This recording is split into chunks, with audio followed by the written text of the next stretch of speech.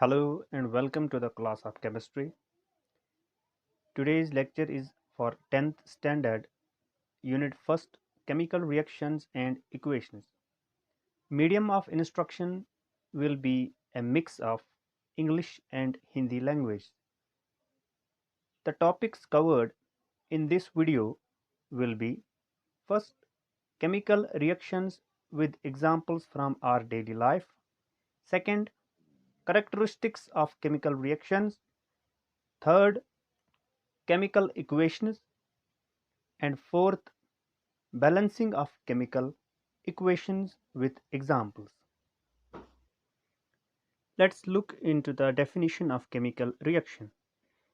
Chemical reaction is a process where new substances with new properties are formed, or in other words we can say process of converting one or more reactants into one or more products. कहने का मतलब ये है कि ऐसी process जिसमें नए substances बन रहे हैं और उन नए सब्सटेंसेस की प्रॉपर्टी जो है पुराने सब्सटेंस से नहीं मिल रही है जिनसे वो बने हैं। आगे क्लियर होगा। इसमें हमारे पास दो वर्ड्स बहुत इंपॉर्टेंट है, one is called reactant and another is product. You might be thinking how? Yes, obviously it happens by rearrangement of atoms. One more important word. How rearrangement happens? Rearrangement happens by breaking of older bonds and making of new bonds. अब बात यह है कि कहाँ break हो रहे हैं और कहाँ बन रहे हैं, वो बहुत ही इंपॉर्टेंट टॉपिक होगा कि, और दूसरी बात रिएक्टेंट क्या है और प्रोडक्ट क्या है, ये भी इंपॉर्टेंट है। Now reactants are the substances which take part in a chemical reaction. ऐसे केमिकल सब्सटेंसेस जहाँ जो रिएक्शन शुरू करते हैं, क्लियर, या ऐसे केमिकल सब्सटेंसेस जिनसे प्रोडक्ट्स बन जाते हैं। ठीक है, अब आते हैं कि प्रोडक्ट क्या है। Now the products, the new substances formed as a result of chemical reaction are known as products. Products formed are entirely different from reactants. मतलब कि जो रिएक्शन हो गई है, रिएक्टेंट्स आपस में मिल गए हैं, अब जो उनने नई चीज़ जो बनाई है, नया केमिकल सब्सटेंस जो बनाया है, उसको हम प्रोडक्ट बोलते हैं। प्रोडक्ट जो होता है बिल्कुल डिफरेंट, केमिकली बिल्कुल डिफरेंट, उसकी कोई भी प्रॉपर्टी रिएक्टेंट्स के साथ मिलती जुलती नहीं है। ठीक है, तो products are entirely different from the reactants. Very good. चलो बच्चों, ये सब समझने के लिए हम एक एग्जाम्पल लेते हैं। एग्जाम्पल में हम लेंगे formation of water from hydrogen gas and oxygen gas. तो रिएक्शन को कुछ इस तरह से रिप्रेजेंट किया जाता है। एक तरफ से आएंगे रिएक्टेंट्स और बीच में एरो पड़ेगा और एरो के इस राइट हैंड साइड में आएगा प्रोडक्ट। तो यहाँ पे हमारे रिएक्शन में, अभी की रिएक्शन में, hydrogen gas reacts with oxygen gas and forms water. Very good. Hydrogen और ऑक्सीजन जो है ये रिएक्टेंट्स कहलाएंगे, या फिर इस साइड को लेफ्ट हैंड साइड बोला जाता है, और वाटर जो बना ये प्रोडक्ट कहलाएगा, या फिर इस साइड को राइट हैंड साइड बोला जाता है। अब मैं आपको ये चीज़ बता सकता हूँ कि अभी क्लियर हो जाएगा आपको किस तरह ये स्टेटमेंट वैलिड है। हाइड्रोजन जो है गैस, प्रॉपर्टी है उसकी जलने की। ऑक्सीजन जो गैस है उसकी प्रॉपर्टी है जलने को क्या, जलने में मदद करता है। Very good. अब आते हैं प्रोडक्ट पे। प्रोडक्ट तो वाटर है। जब भी कहीं आग लगती है तो उस पर क्या छिड़का जाता है, पानी। तो पानी का क्या प्रॉपर्टी है, बुझाने की, न कि जलाने की। न तो ये हाइड्रोजन के साथ मिलता है, न तो ये ऑक्सीजन की प्रॉपर्टी के साथ मिलता है। तो products are entirely different from the reactants. Very good. दूसरी एक एग्जांपल लेते हैं जो आपकी टेक्स्ट बुक्स में भी है, कि मैग्नीशियम जब जलता है ऑक्सीजन के रहते, ऑक्सीजन हेल्प करता है इसको जलने में, ये एक टूटी है आपकी बुक्स में, तो बनता क्या है, मैग्नीशियम ऑक्साइड। Very good. तो यहाँ पे रिएक्टेंट्स कौन होंगे, यहाँ पे रिएक्टेंट्स होंगे मैग्नीशियम और ऑक्सीजन, वेरी गुड।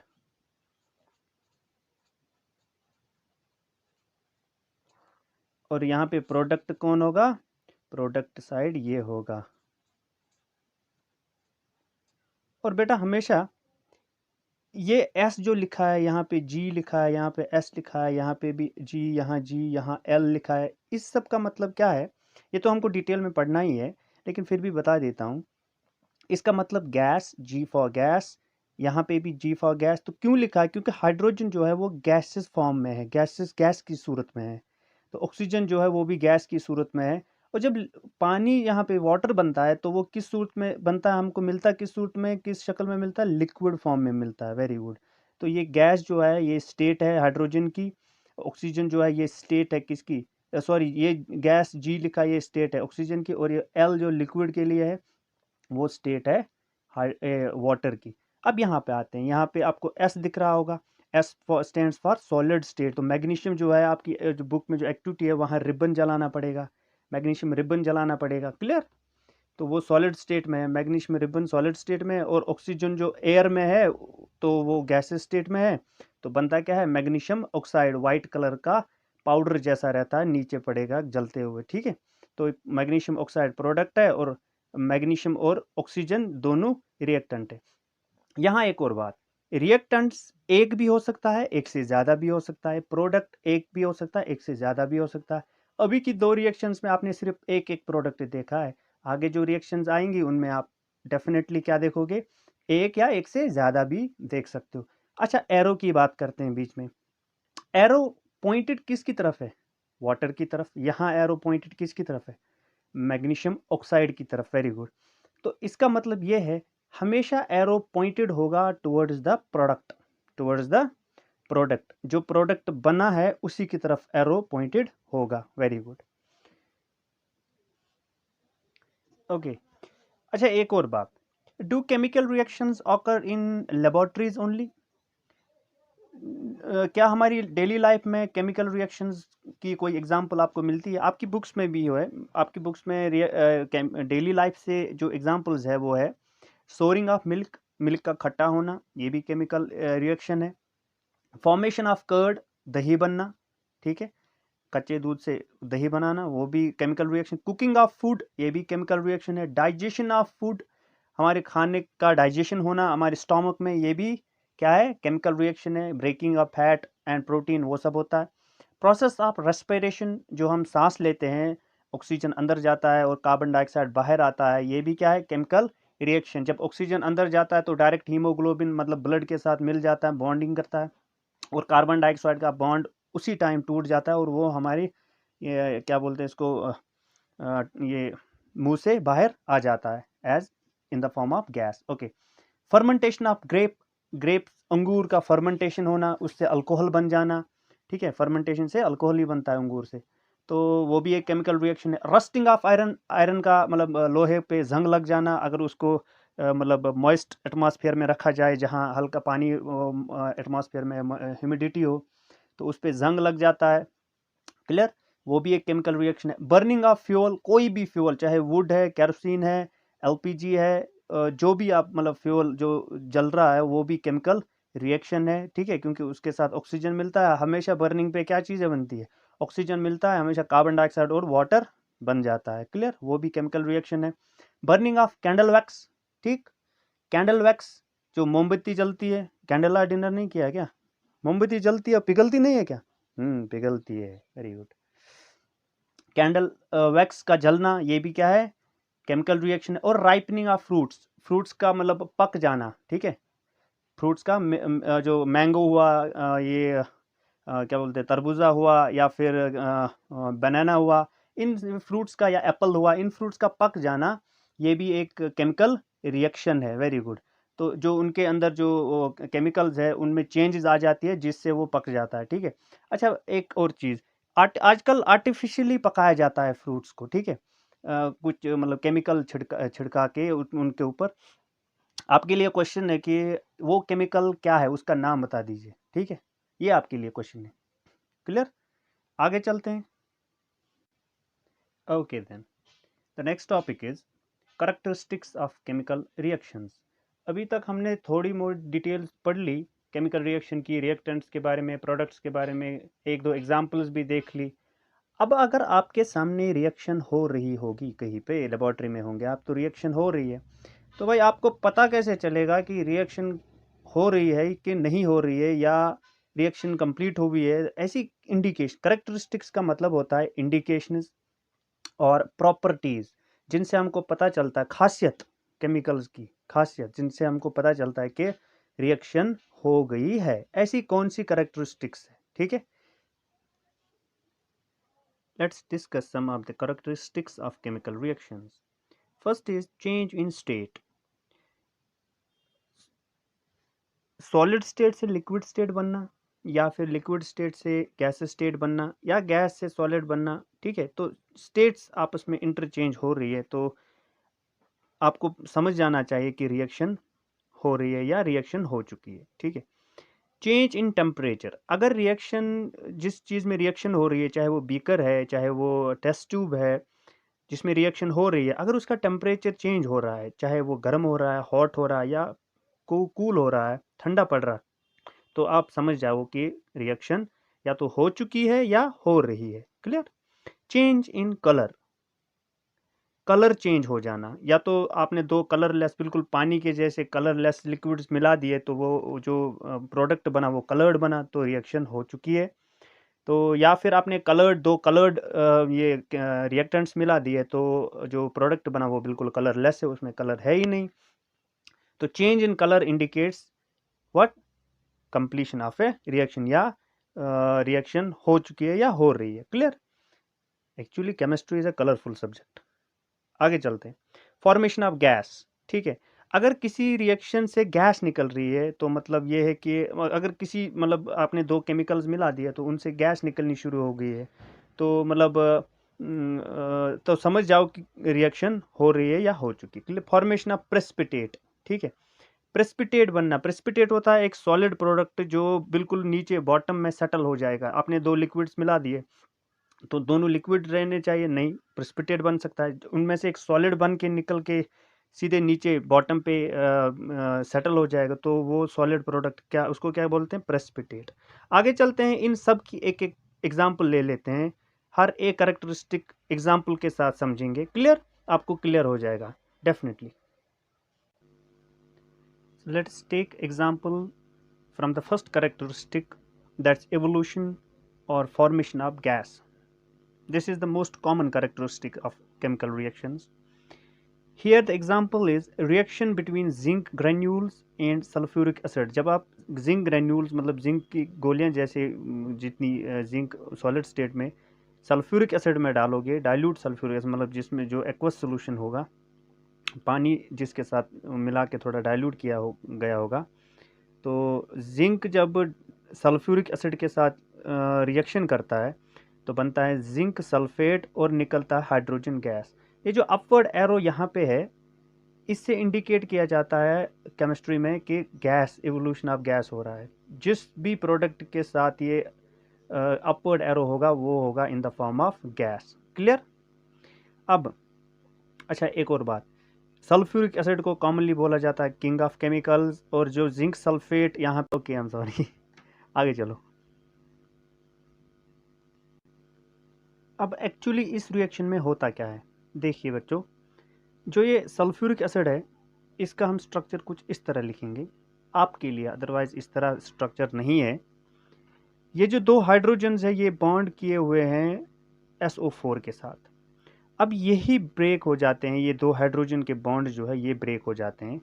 एक तो मतलब ये बॉन्ड ब्रेक होगा, और दूसरा ये बॉन्ड ब्रेक होगा। क्लियर? तो बनेगा क्या? SO4। हायर क्लासेस में जब बेटा ये लिखना हो तो इसके साथ चार्जेस भी होते हैं ऊपर।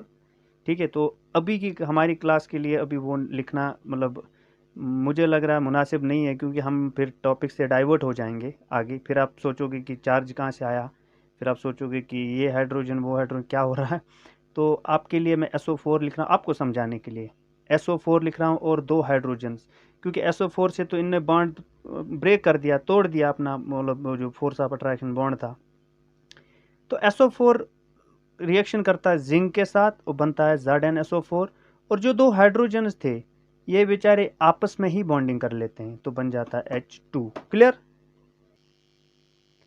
Let's discuss the another characteristic that is formation of precipitate. Before discussing formation of precipitate we must understand what is precipitate. Precipitate is a solid product which separates out and settles at the bottom. It is a characteristic of chemical reaction, and precipitate is denoted by a downward arrow or abbreviated as PPT in a chemical reaction. Here in figure you can see a liquid on the upper side and a precipitate, that is a solid product, is separated out from the liquid and is settled at the bottom. Okay, let's take some examples of the reactions which show formation of precipitate. As an example of formation of precipitate, we have an example of potassium iodide solution react this with solution of lead nitrate, then a yellow color precipitate of lead iodide is formed. See, this is potassium iodide,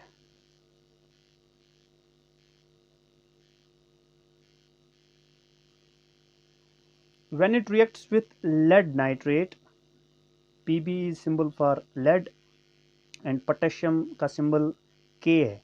Clear? Iodine का symbol I, nitrate का symbol NO3. This is lead nitrate. It yields a yellow color precipitate. Precipitate अगर है product तो downward arrow से दिखाएंगे इस तरह से. तो ये क्या है? Lead iodide. लेड आयोडाइड किस कलर का है? येलो. क्लियर? आगे कौन सा प्रोडक्ट है साथ में? It is potassium nitrate. Potassium nitrate. ठीक है. This reaction shows two characteristics. One is formation of precipitate and another characteristic is change in color. Here reactants are colorless, and when the reaction is complete the color of the products is yellow. Okay, so two characteristics is shown by this reaction. One is formation of precipitate and another is change in color. Let's take another example. Here it is barium chloride reacting with sulfuric acid forming barium sulfate, a precipitate of white color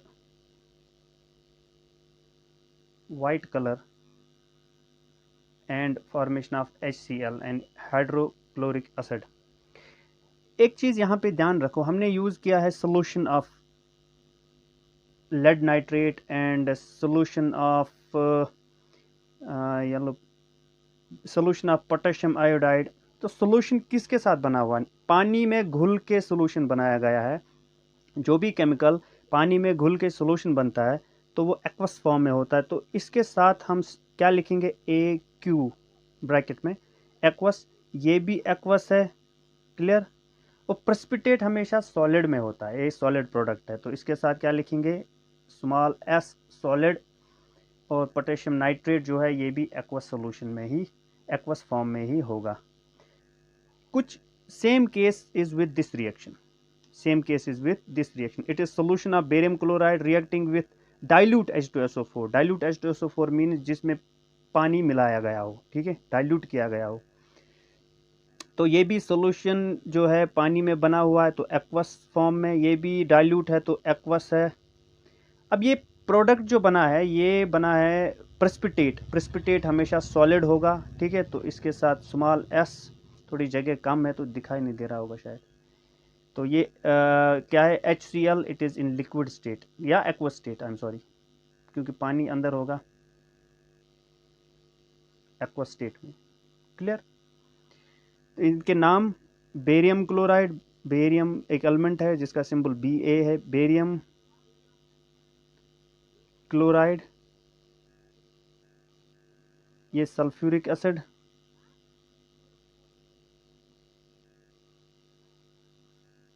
ये barium sulphate,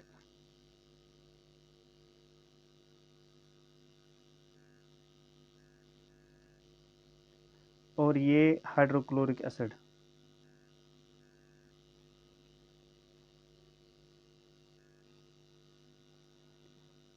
आप ये देख लीजिए।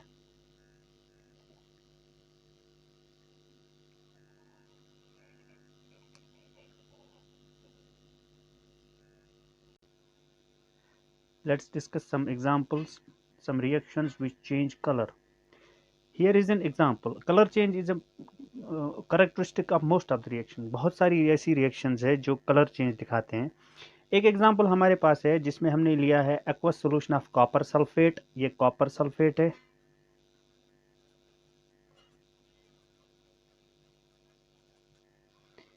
Clear. Blue colour का रहता है, copper sulphate का colour जो है सॉल्यूशन का वो है ब्लू कलर, ब्लू कलर का रहता है। और इसको हमने सॉलिड आयरन के साथ, आयरन नेल मानो, इस आयरन का एक लोहे का एक नेल कील लिया और उसको डुबो दिया कॉपर सल्फेट के सॉल्यूशन में। ये है आयरन, ये क्या है, आयरन। और जो रिएक्शन होगा बहुत स्लो रिएक्शन है, लेकिन जो रिएक्शन होगा उसमें जो प्रोडक्ट बनता है वो है iron sulphate, iron sulphate. Iron sulphate का कलर ग्रीन है, ठीक। और साथ में कॉपर जो है वो सॉलिड स्टेट में सेटल डाउन हो जाता है। तो मतलब हुआ क्या है, कॉपर जो है ये मेटल है, इसको रिप्लेस किया गया है आयरन से, ठीक है। ये कॉपर सल्फेट था, प्रोडक्ट में क्या बना, आयरन सल्फेट। आयरन ने कॉपर को इसलिए रिप्लेस कर दिया क्योंकि आयरन ज़्यादा रिएक्टिव है, ज़्यादा मतलब रिएक्शन बहुत फास्ट करता है, तो ये कॉपर को इसीलिए रिप्लेस कर दिया। आगे पढ़ेंगे जब टाइप्स ऑफ रिएक्शंस आएगा टॉपिक, तो उस टाइम हम पढ़ेंगे कि ये डिस्प्लेसमेंट रिएक्शन है।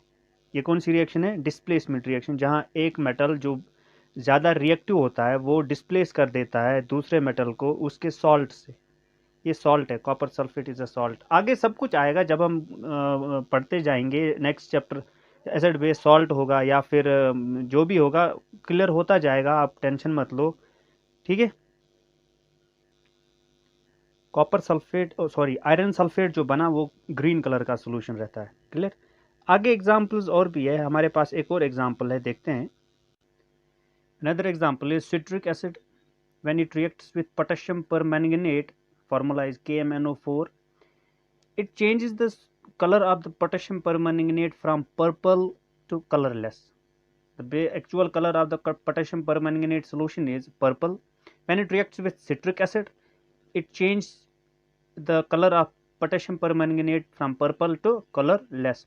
Where you find, where will you find the citric acid? Citric acid is an organic acid, means कि that's found in lemon juice, orange and all the सोर फ्रूट्स। खट्टे जितने भी फ्रूट्स है ना उनमें पाया जाएगा citric acid.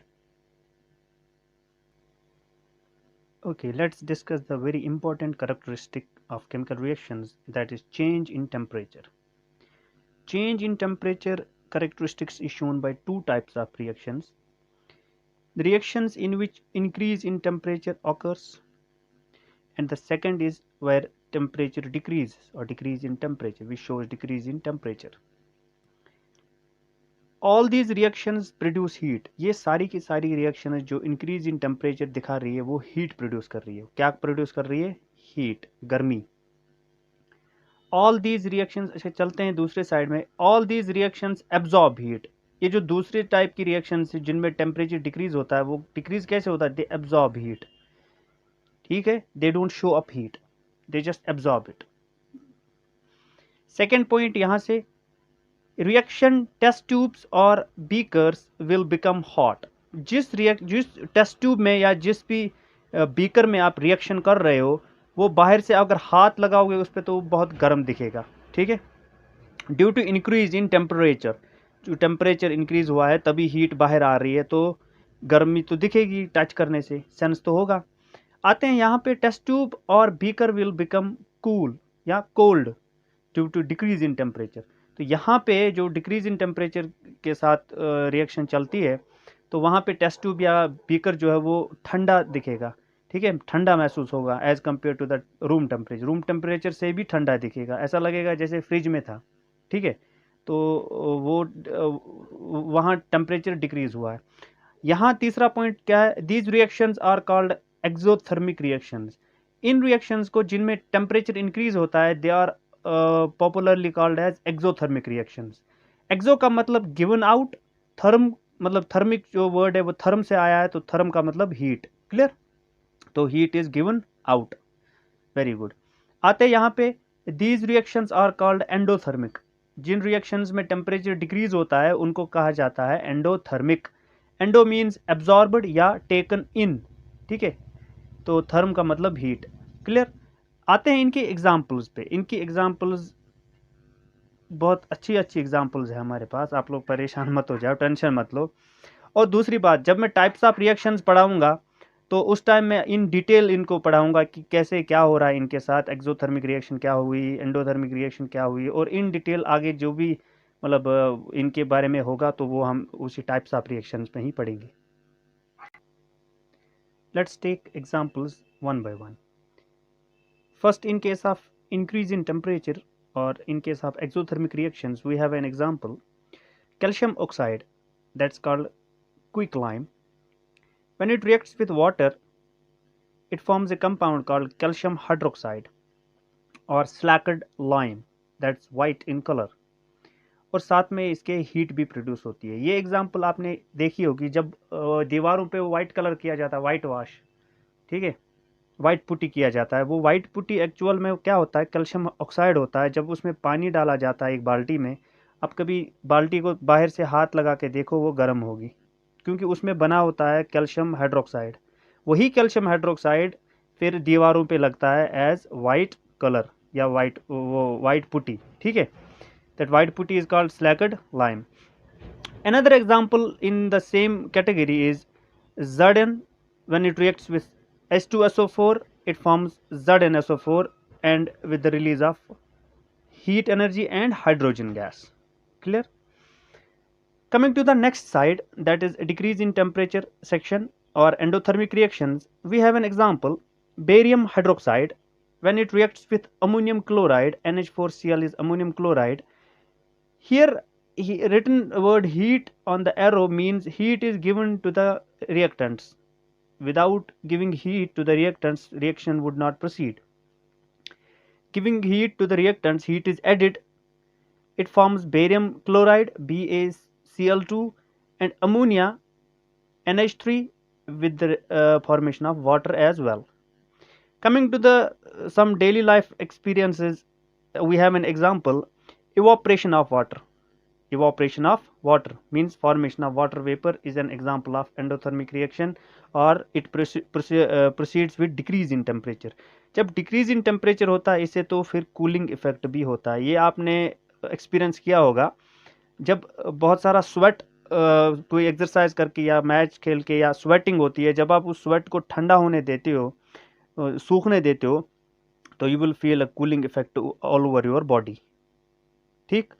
That's evaporation. That's actually evaporation. Okay. Okay. Okay. Before discussing change in state, एक चीज यहाँ आपका ध्यान, इधर इधर इधर यहाँ, हाँ इधर बॉक्स में, अभी आपने कैल्शियम हाइड्रोक्साइड बनाया था, that is CaOH whole twice. यही जो वाइट पेंट है, वाइट कलर का जो ये क्या कहते हैं इसे, वॉल पुट्टी है, यही है वो कैल्शियम हाइड्रोक्साइड, ठीक है, स्लैक्ड लाइम। अब अगर आप देखोगे पेंटर चला गया पेंट करके, ठीक है, 2 दिन बाद, 2 या 3 दिन बाद, ये जो पेंट है, ये दीवारें जो है ये चमकने शुरू हो जाती है, मतलब इनमें एक शाइन आ जाती है। वो क्या है, वो कैसे आ जाती है, दीवारों पे लगा है कैल्शियम हाइड्रोक्साइड, और एटमॉस्फेयर में जो है वो है कार्बन डाइऑक्साइड। जो एयर कमरे में आ रही है जा रही है, वेंटिलेशन जो हो रहा है, उसमें कार्बन डाइऑक्साइड है, वो इसके साथ रिएक्ट कर रहा है और बन क्या रहा है, CaCO3, CaCO3 मतलब कैल्शियम कार्बोनेट। और मेरे बच्चों, कैल्शियम कार्बोनेट वही चीज़ है जिसको आप कहते हैं अपनी लैंग्वेज में मार्बल। ठीक है, मार्बल कहते हैं इसको, common common word, common name इसका कैल्शियम कार्बोनेट का। तो इस पे एक कैल्शियम कार्बोनेट की एक परत चढ़ जाती है सारी दीवारों पे, तो 2 दिन 3 दिन में ये चमकना शुरू हो जाता है, एक फिनिशिंग टच आ जाता है इसमें, एक फिनिश चमक शुरू हो जाती है इसमें दीवारों में। तो आप कहते हो वाह क्या पेंटर था भाई, वाह वाह वाह, मज़ा आ गया। चेंज इन स्टेट क्या होता है कि when reactants get converted from one physical state या सॉलिड और लिक्विड और gas into another physical state, either solid और लिक्विड और गैस, या फिर in other words when reactants and products have different states. Simple सी बात है, अगर रिएक्टेंट सॉलिड में है और प्रोडक्ट लिक्विड बना तो ये चेंज इन स्टेट है। अगर रिएक्टेंट लिक्विड है, प्रोडक्ट गैस बना तो ये भी चेंज इन स्टेट है। अगर रिएक्टेंट गैसेस में है और प्रोडक्ट सॉलिड बना, ये भी ये चेंज इन स्टेट है। क्लियर? तो एक एग्जांपल है हमारे पास, लेते हैं, हैव ए लुक। अभी आपने अमोनियम क्लोराइड पढ़ा एक जगह पिछली रिएक्शन में, तो कैसे बनता है अमोनिया गैस जब रिएक्ट करता है हाइड्रोक्लोरिक एसिड गैसेस फॉर्म में अगर है वो, तो जो प्रोडक्ट हमारा आएगा वो अमोनियम क्लोराइड आएगा, वो भी सॉलिड फॉर्म में। यहाँ स्टेट क्या है? गैसेस। यहाँ स्टेट क्या है? गैसेस। और प्रोडक्ट की स्टेट क्या है? सॉलिड। वेरी गुड, तो चेंज इन स्टेट हुआ ना। तो reactants were in gases states but the product they yield product in solid state. ठीक है, वेरी गुड। सेकंड सिंपल सी reaction, hydrogen gas combines with oxygen gas. ठीक है, और जो प्रोडक्ट है वो वाटर है in the form of liquid, तो gases state get converted into liquid state. Very good, that is change in state. अब वो बहुत ही इंपॉर्टेंट ये एग्जांपल्स और है, have a look, this is very much important to know. If a solid state gets converted into liquid state, means if ice gets converted into water, the process is called melting. Okay, so ice melts and forms water. If water gets converted into steam or vapors, matlab liquid gets converted into gaseous form, the process is evaporation. Okay, if gaseous form or vapors they get converted into liquid, okay, जिस तरह बादल बनने के time पे होता है, ठीक है, या बादल बना और जब वो गिरता बारिश, वो लिक्विड स्टेट में, जब यहाँ से जो बारिश गिरता है वो यही से ज़मीन से ही ऊपर चला जाता है in the form of vapours. ठीक है, तो प्रोसेस को बोलते हैं कंडेंसेशन। क्लियर? आते हैं कि अगर लिक्विड सॉलिड में कन्वर्ट हुआ, मतलब वाटर आइस बना, तो फ्रीजिंग है जो फ्रिज में होता है। Very good. तो आइस जो है वो जो सॉलिड है, सॉलिड अगर कन्वर्ट होगा गैस में बाईपासिंग लिक्विड स्टेट, बीच में लिक्विड नहीं आएगा, डायरेक्ट सॉलिड गैस में। ठीक है, तो आइस डायरेक्ट स्टीम बन जाएगा, लिक्विड नहीं बनेगा, पहले डायरेक्ट स्टीम बन जाएगा, तो प्रोसेस को बोलते हैं सब्लिमेशन। ठीक है, तो गैस अगर कन्वर्ट होगा सॉलिड में, ठीक है, गैस अगर कन्वर्ट होगा सॉलिड में, डायरेक्ट सॉलिड में, बीच में ये लिक्विड स्टेट नहीं आएगा, मतलब स्टीम था, स्टीम डायरेक्ट कन्वर्ट हुआ आइस में, तो प्रोसेस को क्या बोला जाएगा? डिपोजिशन। ठीक है, okay. Coming to next topic, that's chemical equations. What are chemical equations? How can you define them? Chemical equations are nothing but a representation of chemical reaction with the help of symbols and formulae of chemical substances involved in a reaction. किस तरह आप represent कर रहे हो कि कौन सी reaction हुई है? ठीक है, मतलब रिएक्शन हुई है तो आप इसको कैसे रिप्रेजेंट करोगे?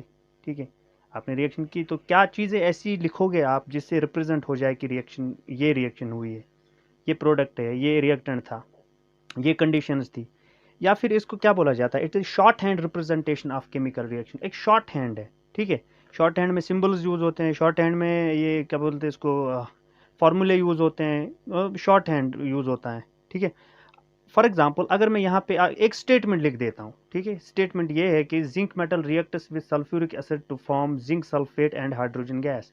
ये स्टेटमेंट है, ठीक है। अब इस स्टेटमेंट को शॉर्ट कैसे करोगे आप, एक शॉर्ट हैंड मेथड में कैसे लिखोगे? पहले आपको देखना है कि इंपॉर्टेंट वर्ड्स कौन से हैं। यहाँ जिंक है, सल्फ्यूरिक एसिड है, और जिंक सल्फेट है, और हाइड्रोजन गैस है। आप पहले, ये स्टेटमेंट है, ये क्या है? स्टेटमेंट। आप पहले इसमें से कुछ वर्ड्स निकालोगे, like ZINC, zinc reacts with sulphuric acid, और प्रोडक्ट बनता है जिंक सल्फेट, और बनता है हाइड्रोजन गैस, हाइड्रोजन गैस। ये तो जो आपने स्टेटमेंट में से इंपॉर्टेंट वर्ड्स निकाले वो लिख दिए, तो इनको बोला जाएगा वर्ड इक्वेशन। क्या है ये? वर्ड इक्वेशन, ठीक है। ये वर्ड इक्वेशन है। अब इस, ये वर्ड है, ये भी वर्ड है, ये भी वर्ड है, ये भी वर्ड है, क्लियर। इन वर्ड्स को आप कन्वर्ट कर दो सिंबल्स और फॉर्मूले में, ठीक है। सिंबल जिंक का लगेगा ZN, और फॉर्मूला सल्फ्यूरिक एसिड का लगेगा H2SO4। जिंक सल्फेट का फार्मूला लगेगा ZnSO4, और हाइड्रोजन गैस का फार्मूला लगेगा H2। Clear, very good. अब जो ये वाला हमारा आया बनके, पहले स्टेटमेंट था, स्टेटमेंट से हमने वर्ड्स, इंपॉर्टेंट वर्ड्स छाने, तो वो हमारे पास ये वर्ड इक्वेशन बना। अब जो वर्ड इक्वेशन को हमने कन्वर्ट किया इसमें फॉर्मूला में और सिंबल्स देके, तो ये हमारे पास बना केमिकल इक्वेशन। क्या बना? Chemical equation. इसी को केमिकल इक्वेशन बोला जाता है। वाकई में ये शॉर्ट हैंड रिप्रेजेंटेशन है। अभी स्टेटमेंट था वो इतना लंबा था, फिर वर्ड इक्वेशन बना, वो इस तरह से आया। अब ये शॉर्ट हैंड रिप्रेजेंटेशन है, ठीक है, ये शॉर्ट हैंड है। सपोज सल्फ्यूरिक एसिड के लिए शॉर्ट हैंड में H2SO4, जिंक के लिए ZN, और जिंक सल्फेट के लिए ZnSO4, हाइड्रोजन गैस लिखने के बजाय H2, तो ये शॉर्ट हैंड रिप्रेजेंटेशन, इसी को बोला जाता है केमिकल इक्वेशन। केमिकल इक्वेशन हमारे पास दो तरह की हो सकती है। There are two types of chemical equations. One is balanced chemical equation,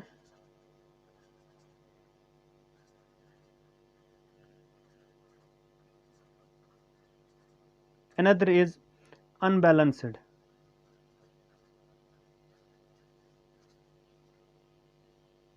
chemical equation. Clear?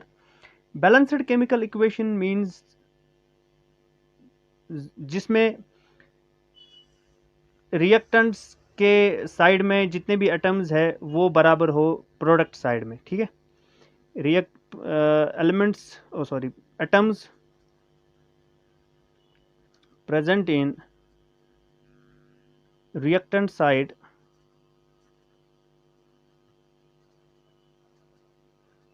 are exactly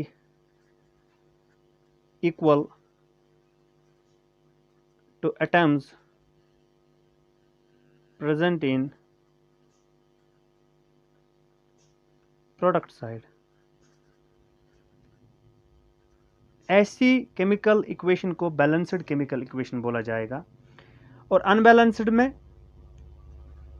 number of atoms on reactant side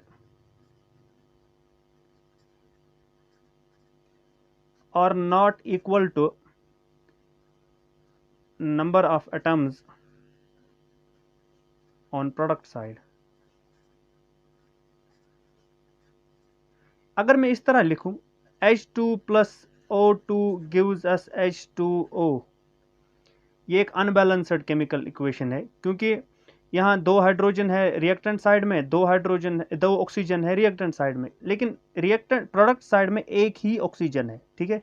this is an unbalanced chemical equation. जिसको balance करना है वो अलग टॉपिक है, balancing of chemical equation, ठीक है। तो अगर हम ऐसा लिखें कि Zn plus H2SO4 gives ZnSO4 plus H2। बताओ ये बैलेंस्ड है या अनबैलेंस्ड है? एक जिंक, ठीक है, दो हाइड्रोजन, एक सल्फेट, ये बैलेंस्ड है, बैलेंस्ड केमिकल इक्वेशन। अब बैलेंसिंग पे बात करते हैं। वो let's take balancing of chemical equations.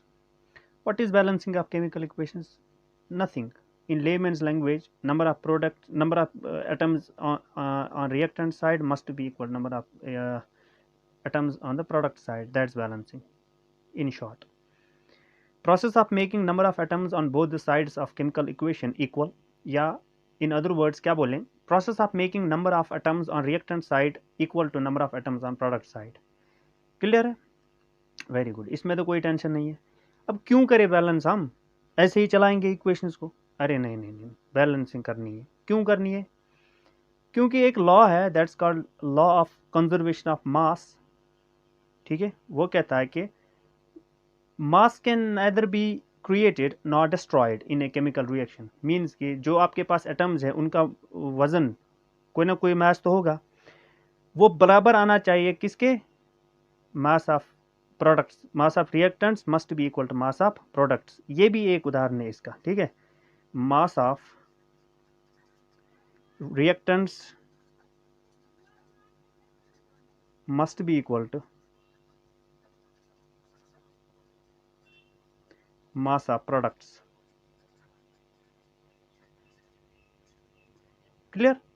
अब कैसे करें बैलेंसिंग? करनी कैसे करें? It is done by multiplying suitable integer before the chemical formula. Chemical formula के सामने एक सुटेबल इंटीजर जिससे बैलेंसिंग हो जाएगी वो मल्टीपल करना है, लेकिन अंदर जो केमिकल फार्मूला का अंदर का स्ट्रक्चर जो है उसके साथ छेड़ना नहीं है। सपोज इसके लिए मैं आपको एक एग्जाम्पल दे रहा हूं। सपोज अगर आपको H2O2 गिव्स H2O ये बैलेंस करना हो तो किस तरह करोगे? सिर्फ यहाँ पे एक 2 मल्टीपल कर दो, और जिससे 2 इंटू 2 हाइड्रोजन तो 4 हो जाएगा, तो यहाँ पे एक 2 मल्टीपल कर दो। ठीक है, अगर आप यहाँ पे डायरेक्ट हाइड्रोजन वाटर का जो फॉर्मूला उसके बाहर ब्रैकेट डाल के बाहर 2 मल्टीपल करोगे तो वो सही रहेगा। अगर आप ऑक्सीजन को 2 बनाने के, 2 ऑक्सीजन बनाने के लिए इस तरह करोगे, यहाँ मल्टीपल कुछ करोगे नंबर से, तो बिल्कुल आपने बिल्कुल गलत, आपने फॉर्मूला के साथ छेड़खानी की है इस टाइम। यहाँ जो मल्टीपल किया है वो फॉर्मूला के से छेड़खानी है, वो वाटर नहीं रहेगा, वो कुछ और केमिकल बन जाएगा, वो बन जाएगा हाइड्रोजन पर ऑक्साइड। हाइड्रोजन पर ऑक्साइड, ये रिएक्शन ही गलत हो गई, प्रोडक्ट ही गलत आएगा। हाइड्रोजन और ऑक्सीजन का जो रिएक्शन है उसका प्रोडक्ट जो आपने मल्टीपल के लिए यहाँ 2 मल्टीपल किया था उससे गड़बड़ होगा, पूरा का पूरा सारा रिएक्शन गड़बड़ आएगा, क्योंकि आपने फॉर्मूला चेंज किया है। ठीक है, फॉर्मूला के साथ छेड़खानी की है, जबकि फॉर्मूला सिर्फ H2O है, न कि H2O2। H2O2 कुछ और केमिकल है, वाटर नहीं है, वो हाइड्रोजन पेरोक्साइड बन जाता है। तो ध्यान रहे, जब भी आपको बैलेंसिंग करनी है, जो इंटीजर मल्टीपल करना है वो आपको फॉर्मूला के बाहर मल्टीपल करना है, न कि फॉर्मूला के अंदर किसी भी एटम के साथ। ठीक है, ओके, करते हैं बैलेंसिंग। आ जाओ, चलो एग्जाम्पल के लिए एक रिएक्शन लेते हैं, formation of ammonia from hydrogen and nitrogen. Clear? एक टेबल बनाएंगे जिसमें आप पहले कॉलम में लिखेंगे एटम, यहां लिखेंगे रिएक्टेंट, और यहां लिखेंगे प्रोडक्ट। क्लियर? कितने रिएक्टेंट्स है? हाइड्रोजन एक मतलब नहीं, एक स्पीशी हाइड्रोजन की, एक स्पीशी है यहाँ नाइट्रोजन की, मतलब 2 टाइप के रिएक्टेंट्स है, 2 डिफरेंट टाइप के रिएक्टेंट्स है, तो हम 2 ही कॉलम बनाएंगे इसमें इस तरह से। यहाँ पे लिखेंगे सपोज हाइड्रोजन, यहाँ पे लिखेंगे जो हमारा है नाइट्रोजन। अमोनिया नहीं लिखना है, कुछ नहीं, सिर्फ रिएक्टेंट्स देख लो, वही से काम चल जाएगा हमारा। कितने हाइड्रोजन है रिएक्टेंट साइड में? एक, ओ सॉरी, दो। कितने नाइट्रोजन है? 2 है sir, very good. Product side में कितने नाइट्रोजन है या हाइड्रोजन है? 3 है, वेरी गुड। कितने नाइट्रोजन है प्रोडक्ट साइड में? 1, वेरी गुड। अब देखो, 2 को 1 तो नहीं बनाएंगे ना, 1 को 2 बनाएंगे। 1 को 2 बनाने के लिए मल्टीपल 2 होगा, क्लियर। 1 को 2 बनाने के लिए क्या मल्टीपल करोगे? 2, तो 2 आ जाएगा। तो इसका मतलब ये हुआ नाइट्रोजन को आपने 2 से मल्टीपल करना है। यहाँ नहीं करना है, अंदर नहीं करना, यहाँ अंदर नहीं करना। अंदर कुछ छेड़खानी की है तो आपने फार्मूला के साथ एक्चुअल फार्मूला के साथ छेड़खानी की है, सारा कुछ गड़बड़ हो जाएगा। आपने बाहर मल्टीपल करना है। आप पहले एक ब्रैकेट डाल देना, ब्रैकेट के अंदर जो चीज़ है इसके साथ आप छेड़खानी नहीं कर पाओगे, इसमें आप कुछ भी चेंज नहीं कर पाओगे, वो बाय नेचर है, ठीक है। अमोनिया यहाँ बने इंडिया में या यूएसए में बने, फार्मूला यही होगा NH3, बस। इसके साथ आप छेड़खानी नहीं कर पाओगे। इससे बाहर क्या करना है? 2 मल्टीपल करना है। 2 मल्टीपल करने से हमारा नाइट्रोजन तो बैलेंस हो गया, वेरी गुड। लेकिन ये हाइड्रोजन के साथ भी मल्टीपल होगा। 2 इंटू 3 मीन्स 6, 2 इंटू 3 मीन्स, तो 6 हाइड्रोजन एटम्स यहाँ अंदर बन रहे हैं, 2 नाइट्रोजन एटम्स है अंदर, तो 6 बना है कौन? हाइड्रोजन। इसको बैलेंस करो आप, ठीक है। नाइट्रोजन तो बैलेंस हो गया। अब इसको बैलेंस करने के लिए हमने क्या करना पड़ेगा? रिएक्टेंट साइड में लेके आना पड़ेगा, रिएक्शन की मतलब यहाँ बैलेंस करना पड़ेगा। हाइड्रोजन के साथ आप 3 मल्टीपल कर दो, वो बन जाएगा 6, ठीक है। हाइड्रोजन के साथ आप 3 मल्टीपल कर दो, ठीक है। 3 into 2 6, very good. 6 hydrogens, 2 into 3 6 hydrogens, N2 मतलब 2 नाइट्रोजन एटम, और 2 times N means 2 nitrogen atom, ये बैलेंस हो गया, ठीक है। यहाँ रिएक्टेंट्स इज इक्वल प्रोडक्ट्स। एक और है, here is another example, iron reacting with steam forming iron oxide and hydrogen gas. This is rusting of iron. This is rusting of iron. तो क्या करें? सिंबल कन्वर्ट कर दें, Fe solid, H2O gases forming Fe3O4 in solid state. ऊपर का परत जिसको जंग बोलते हैं, ऊपर का परत, अगर लोहे पे जो ऊपर का परत रहे, ब्राउन कलर का परत रहता ना, जंग लगा हुआ लोहा, वही है ये Fe3O4 और हाइड्रोजन गैस। अब इस रिएक्शन को बैलेंस करने की कोशिश करते हैं, चलो करते हैं। वैसा ही टेबल,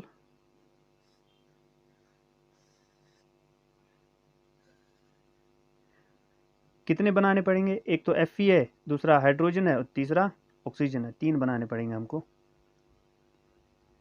ये एटम के लिए, ये एक,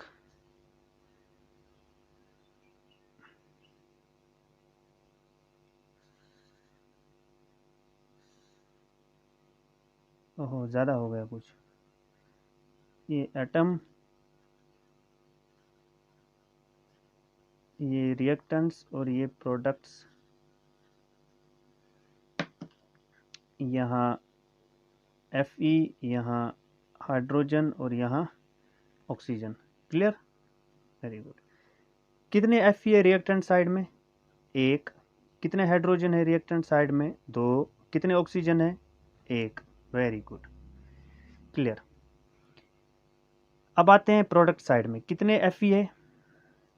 3, वेरी गुड। कितने ऑक्सीजन है, सॉरी कितने हाइड्रोजन है? 2, क्लियर। और कितने ये ऑक्सीजन है? 4, वेरी गुड। अब पहले Fe को बैलेंस करते हैं। यहाँ Fe 1 है, यहाँ Fe 3 है, ठीक है। पहले इसको यहाँ 3 मल्टीपल करते हैं, 1 को 3 बनाने के लिए 3 मल्टीपल किया, clear. Fe balance, very good. आते हैं हाइड्रोजन पे। हाइड्रोजन हमारे पास रिएक्टेंट साइड में 2 है और प्रोडक्ट साइड में 2 है। अभी तक तो ये बैलेंस है। ऑक्सीजन को जब बैलेंस करना पड़ेगा हमको रिएक्टेंट साइड में, तब जाके हाइड्रोजन इम्बैलेंस हो जाएगा। क्लियर। अब ऑक्सीजन हमारे पास 1 है रिएक्टेंट साइड में, 1 प्रोडक्ट साइड में 4। अब 1 को 4 बनाने के लिए 4 से मल्टीपल करना पड़ेगा। तो कर लो रिएक्टेंट साइड में ऑक्सीजन के लिए 4 से मल्टीपल, ये गया 4 से मल्टीपल। क्लियर। ऑक्सीजन तो 4 से मल्टीपल होकर बैलेंस हो गया, लेकिन हाइड्रोजन यहाँ इम्बैलेंस हुआ। तो 4 इंटू 2 8, 8 हाइड्रोजन हमारे पास आ रहे हैं रिएक्टेंट साइड में, जबकि 2 ही है हमारे पास किस साइड में, प्रोडक्ट साइड में। तो हम इसको 2 को 8 बनाने के लिए, हाइड्रोजन यहाँ है देख लो, प्रोडक्ट साइड में 2 को 8 बनाने के लिए 4 से मल्टीपल पड़ेगा, तो वो 8 हो जाएगा। तो यहाँ 4 आएगा हाइड्रोजन के सामने। तो अब एक बैलेंस्ड केमिकल इक्वेशन जो इसकी निकल के आ रही है वो है 3 times Fe solid state plus 4 times H2O in gaseous state gives you Fe3O4 in solid state और 4 टाइम्स H2। क्लियर। ये बैलेंस्ड केमिकल इक्वेशन है। ठीक है, ये बैलेंस्ड है। अच्छा, एक और एडिशनल इंफॉर्मेशन, ये बैलेंसिंग का यहाँ टॉपिक हमारा ख़त्म होता है। एक और एडिशनल इंफॉर्मेशन इस कंपाउंड के बारे में, ये जो Fe3O4 है, ये बना है 2 कंपाउंड से। एक है FeO, फिर क्या बचता है बताओ, 3 में से एक Fe आया तो Fe2, 4 ऑक्सीजन में से एक ऑक्सीजन यहाँ है तो कितने बचे, 3। ठीक है, Fe2O3, Fe2O3, very good. This one is called iron second oxide, and this one is called iron third oxide. Iron third is also called as ferric oxide, and iron second is called ferrous oxide. Ferrous oxide. Clear. अब इसको क्या नाम बोला जाता है, इसको बोला जाता है मैग्नेटिक ऑक्साइड। मैग्नेटिक ऑक्साइड, या फिर ये दोनों के दोनों नंबर्स वाले ऑक्साइड मिला के, क्या, आयरन ब्रैकेट सेकंड कामा थर्ड ब्रैकेट क्लोज ऑक्साइड, ये नाम है इसका। क्लियर है। Hope you like the lecture. Okay, if you like it, do follow me on my YouTube channel for further interesting lectures. Bye bye.